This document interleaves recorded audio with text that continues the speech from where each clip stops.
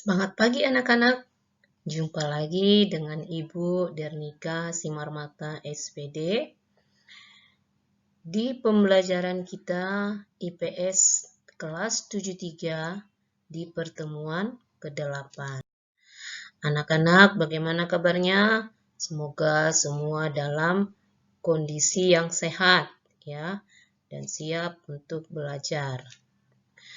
Nah, anak-anak, materi kita saat ini pada pertemuan ke-8 ini merupakan kelanjutan dari materi pertemuan ke-7. Jadi, saat ini kita langsung ke bagian keempat, pertumbuhan dan kualitas penduduk.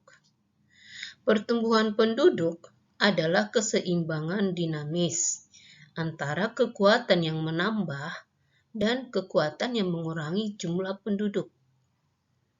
Ya, ada beberapa faktor yang mempengaruhi pertumbuhan penduduk, yaitu kelahiran, kematian, dan migrasi.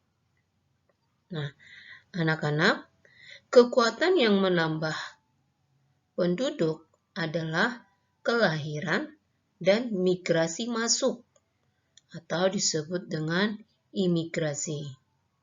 Sedangkan kekuatan yang mengurangi penduduk adalah kematian dan migrasi keluar, atau disebut dengan emigrasi. Kelahiran dan kematian disebut faktor alami, sedangkan migrasi disebut dengan faktor non-alami. Ya. Nah, anak-anak Ibu, kita lanjutkan. Pertumbuhan penduduk yang cepat itu berdampak. Ya. Apakah dampaknya atau penyebabnya? Yaitu sebagai berikut. 1. Pertumbuhan usia muda yang cepat menyebabkan tingginya angka pengangguran. Yang kedua, persebaran penduduk tidak merata. Yang ketiga, komposisi penduduk kurang menguntungkan karena banyaknya usia muda yang belum produktif. Yang keempat, arus urbanisasi tinggi. Yang kelima, menurunnya kualitas dan tingkat kesejahteraan penduduk. Ya. Nah, anak-anak Ibu, apakah yang menjadi masalah kependudukan Indonesia dalam hal kualitas? Ya, adalah rendahnya kemampuan sumber daya manusianya atau rendahnya kemampuan SDM-nya. Apa penyebab rendahnya kemampuan sumber daya manusia? Yaitu yang pertama, rendahnya tingkat pendidikan. Ya. Kemudian rendahnya tingkat kesejahteraan. Ya. Kemudian rendahnya tingkat pendapatan per kapita. Nah, kemudian rendahnya tingkat kesehatan. Ya. Nah, kemudian pengangguran dan sedikitnya lowongan pekerjaan. Ya, anak-anak ya, kamu bisa perhatikan gambar-gambar yang Ibu tampilkan, kondisi ya, kondisi mayoritas masyarakat negara kita ini. Ya. Nah, kemudian anak-anak, kita lanjut yang kelima, keragaman etnik dan budaya. Ya. Keragaman budaya Indonesia ya memiliki banyak jenis suku, bahasa, ya, adat dan lain-lain. Nah, di dalam keragaman budaya tersebut, Indonesia tetap satu sesuai dengan semboyannya. Ya, Bhinneka Tunggal Ika, yang artinya meskipun berbeda-beda tetapi tetap satu jua. Keragaman budaya turut serta didukung oleh wilayah Negara Kesatuan Republik Indonesia yang terpisah-pisah wilayahnya oleh lautan. Nah, apakah yang menyebabkan bangsa kita ini memiliki keragaman etnik dan budaya yang terdapat di dalam masyarakat? Yang pertama adalah keadaan geografisnya. Maksudnya adalah kondisi wilayahnya masing-masing. Yang kedua, pengaruh kebudayaan asing. Nah, yang ketiga, kondisi iklim dan kondisi alam yang berbeda-beda. Setiap wilayah atau daerah kondisi iklimnya berbeda. Mungkin di daerah pegunungan iklimnya lebih dingin. Kemudian di daerah dataran rendah iklimnya lebih hangat. Nah, kemudian anak-anak ibu, perbedaan suku bangsa yang satu dengan suku bangsa yang lain di setiap daerah dapat kita lihat dari ciri-ciri sebagai berikut. A.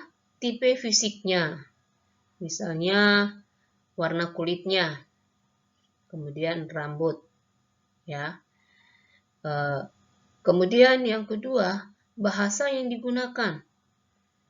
Misalnya ada bahasa Batak, ada bahasa Jawa, ada bahasa Sunda, dan masih banyak lagi jenis-jenis bahasa. Yang ketiga, adat istiadat. Misalnya pakaian adatnya. Kemudian upacara perkawinan dan upacara kematian. Yang bagian D, kesenian daerahnya. Kesenian daerah. Misalnya ada tari jenger atau tari tortor dari Sumatera Utara dan lain-lain. Kemudian kekerabatan. Kekerabatan. Dan F, batasan fisik lingkungan. Misalnya Baduy dalam dan Baduy luar. Nah, itulah yang membedakan atau yang menjadi ciri-ciri antara suku bangsa yang satu dengan suku bangsa yang lain. Anak-anak ibu, keragaman budaya dapat diketahui melalui bentuk pakaian adatnya, lagu daerahnya, tarian daerahnya, rumah adat, upacara adat, dan lain sebagainya. Masih banyak lagi. Nah, kita lihat rumah adatnya. Berikut ini beberapa contoh rumah adat. Yang Ibu tampilkan di sini hanya 7. Namun masih banyak lagi rumah adat yang terdapat di negara kita ini. Nah, ini hanya contoh yang Ibu buat. Yang pertama itu rumah bolon. Rumah bolon itu berasal dari Sumatera Utara. Yang kedua rumah gadang. Rumah gadang dari Minangkabau atau Sumatera Barat. Nah, ini dia rumah gadang. Nah, kemudian yang ketiga rumah joglo. Dari Jawa Tengah, Yogyakarta, dan Jawa Timur. Ini rumah joglo. Kemudian rumah lamin. Rumah lamin dari Kalimantan Timur. Kemudian rumah bentang dari Kalimantan Tengah. Rumah tongkonon dari Sulawesi Selatan. Ini anak-anak. Rumah honai itu rumah suku Dani di Papua. Jadi hanya 7 contoh yang Ibu buat.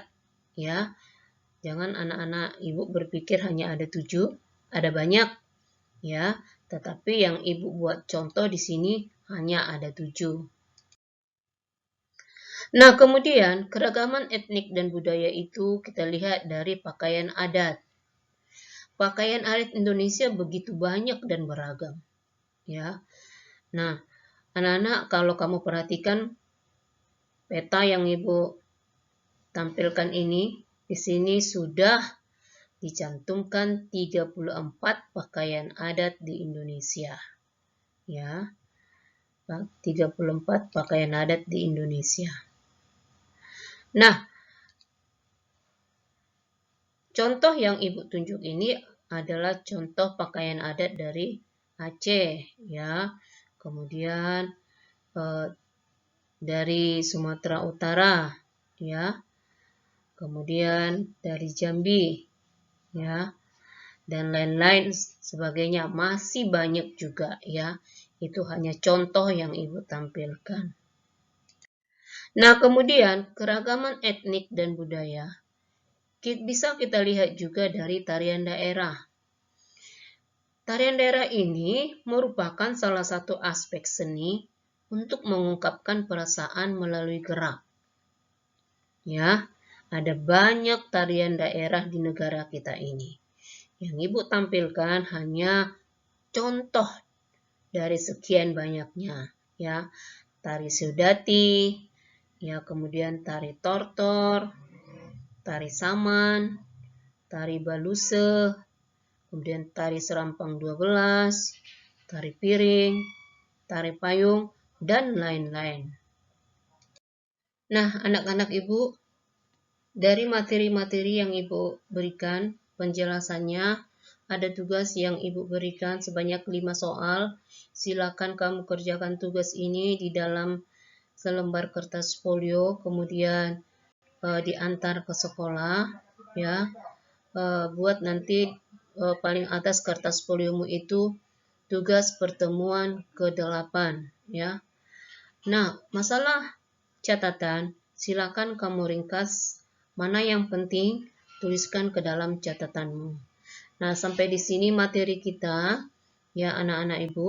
Kita lanjut untuk pertemuan berikutnya.